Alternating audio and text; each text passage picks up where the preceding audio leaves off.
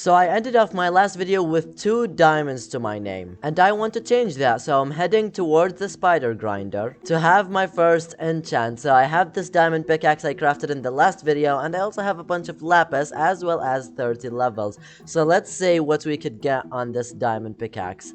Here goes nothing. We got unbreaking 3 on the 10, so let's see what we get. Unbreaking 3. Just unbreaking 3. I am not pleased. So we're just gonna grindstone this bad boy and try again. I'm gonna take this sword instead of my lame iron one. Now it says unbreaking 3 again, but I don't trust it, but I have no other option, so let's just go with it. And this time we get... Oh my god! Efficiency 4, Unbreaking 3, and Fortune 3. Now we can go and increase our diamond count. 1, 2, 3, 4, 5, 6, 7, 8, 9, 10, 11, 12, 13, 14, 15, 16, 17, 18, 19, 20, 21, 22, 23, 24, 25, 26, 27 diamond ores. That brings our total diamond count up to 66 diamonds. Now I'm gonna put these diamonds to good use. First of all, we need to purchase ourselves a mending book. I'm gonna buy one, just the one for now.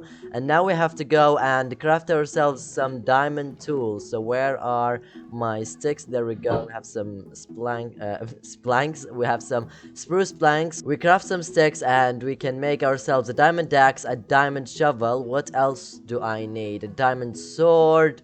I could craft myself another diamond pickaxe to get silk touch, and that would be pretty much it for now. Now to put mending on my freshly enchanted new diamond pickaxe, I should also probably give it a name. So what can I call it?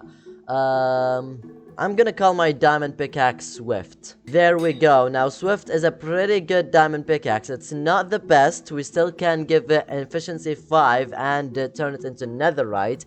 But for now, this is gonna do me really well. Speaking of netherite, there's this one clip which I'd like to show you. Okay, so if you both fist fight, no armor, no weapons, fist fight, whoever wins can have it. Fist fight to the death. Yep. So, oh no, my 1v1 level Cage fist match. fight. Cage match. It doesn't have to be right now. Can it be It can right be now? whenever it's convenient. What do you think?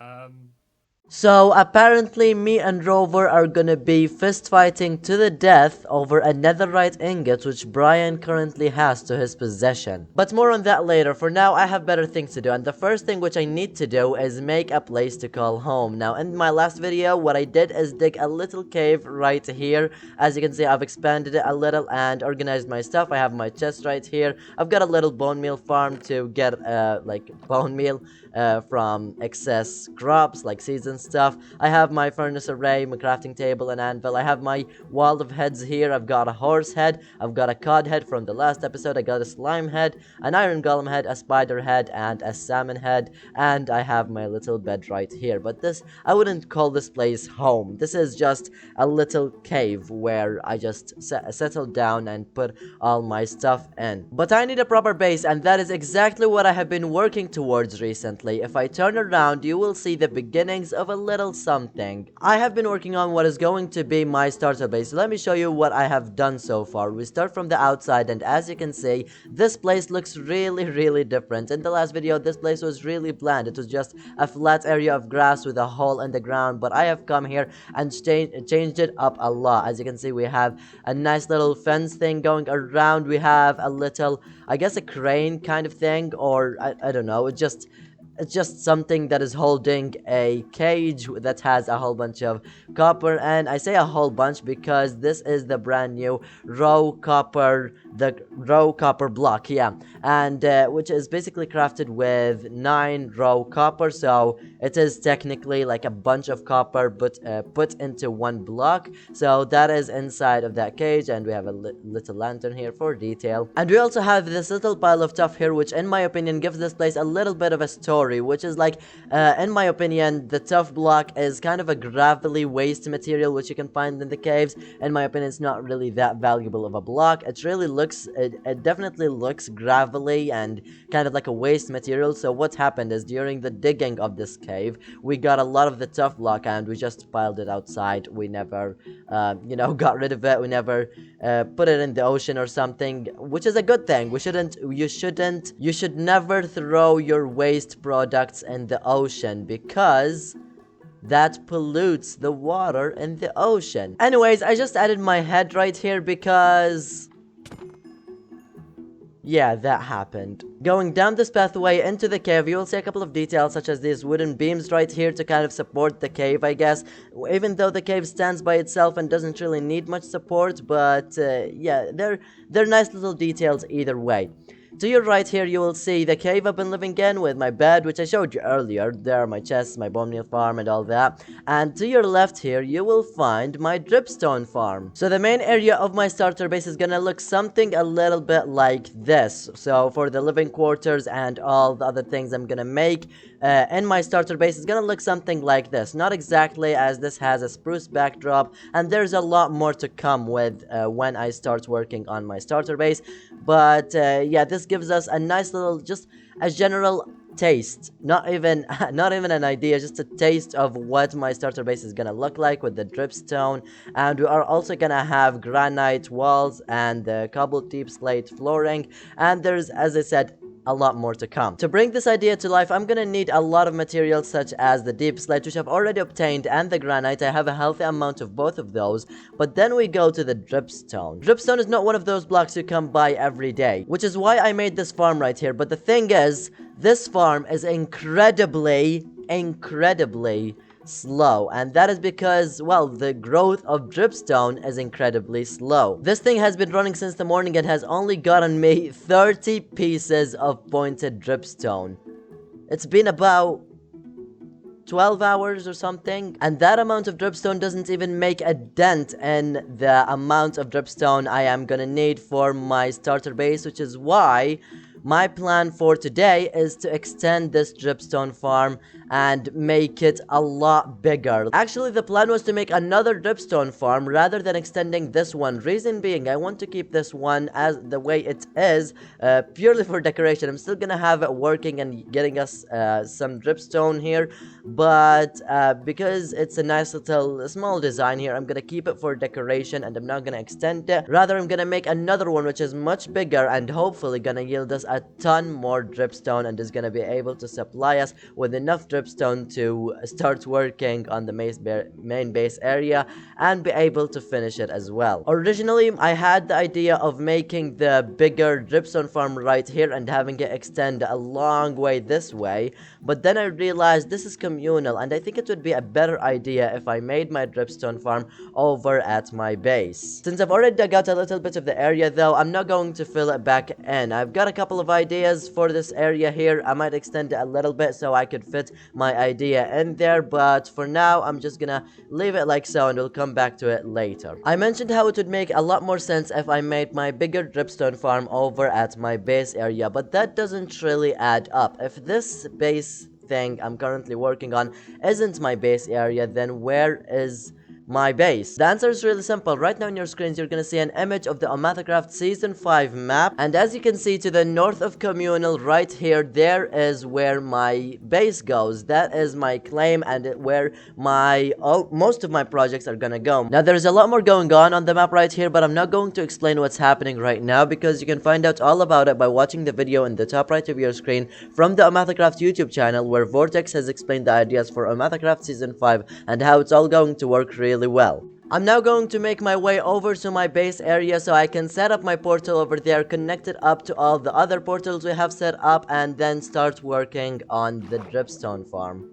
I have made it to where my base area is, and where the portal is gonna go right here is roughly in the center of my claim, so that is pretty convenient. And as I'm making the portal, after I finish making it, there we go, we can light it up, and that's not how you light. we can light up the portal like so with the flint and steel. And as you can see, I made a 3x4 rather than a 2x3 because I have a pretty nice design for it. And actually, instead of having the wood, we could have the obsidian, since I have extra obsidian on me. So let's do that rather than having to change it later on. There we go, it's looking much better. And as I was saying, I made the portal a 3x4 rather than a 2x3 because I already have a set plan for the design I'm gonna have around the portal, and the design for it looks a lot better on center rather than having a 2-block center. So that's why it's a 3, and I made it a 4 high because, well, it complements.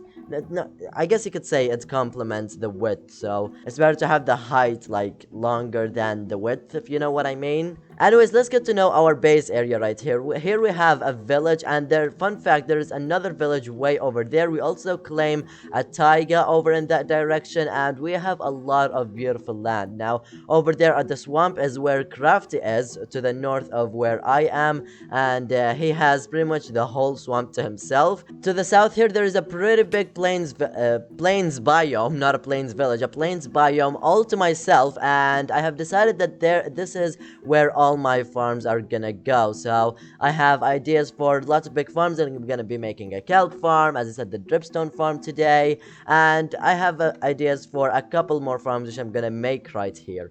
I'm now going to go through the nether to connect up the portal over to the other portals, and we're gonna come back and of course start working on the dripstone farm finally. And where did we end up? So after a good amount of time, I have this little setup right here. I've already started working on placing down the dripstone farm modules, and they are fully working. All I have to do is add in the hopper marker down below. I've already dug out an area, and as you can see, the redstone is in place for the dripstone modules. Of course, I don't have that much dripstone lying about, so we've only reached up to this point right here. This is about probably 16 blocks or something, probably, but it definitely is bigger than the one we have back at communal over in this direction. I'm pretty sure it's in that direction or somewhere. All I have to do now is finish placing down these rails like so, and then we can go for an AFK session over here at the dripstone farm and see just how much dripstone we can get in a good amount of time. Everything is in place now, time to AFK for the next couple of hours. But that's boring, so have a time lapse of me helping out Septic Spud with a little something he decided to do.